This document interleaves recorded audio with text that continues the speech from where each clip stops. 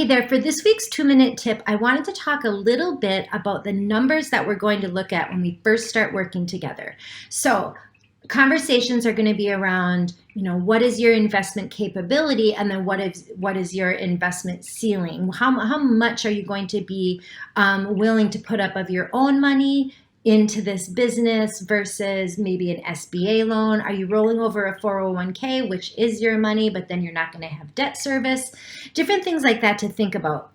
The other number then, once I have that information, it's very important to me that you don't get into a business undercapitalized. I don't want to show you things that you can't afford. That's a waste of time for both of us. If you're in dream sequence mode and someday you want to be able to afford the $1 million business, that's great. You can Google that. Our time together is pretty valuable. I want to make sure that we're being realistic.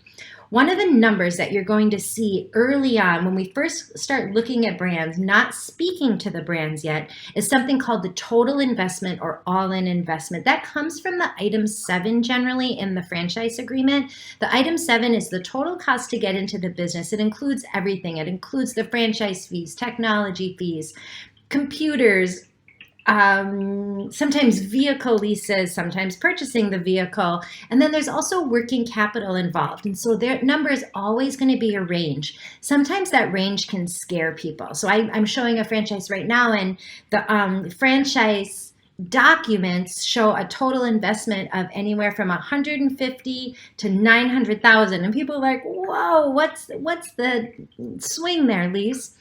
And in that case, it's the franchise fee ranges. There's a big range because it depends on if you want to buy an entire state market or if you want to be a single unit franchise owner. So I kind of talk to people about that item 7 and the fact that based on our conversation, what we talked about, I think that you financially have the ability to pull a trigger on your territory financially, realizing that we're going to get into the details, the working capital of those that you're most interested in. So please just keep that in mind, that at first we're looking at the all-in investment and the total number, and we're using that to be one determining factor to move forward. But you're going to get the details as you get deeper into the weeds. It really is a matter of walk before you run mentality. I hope that helps.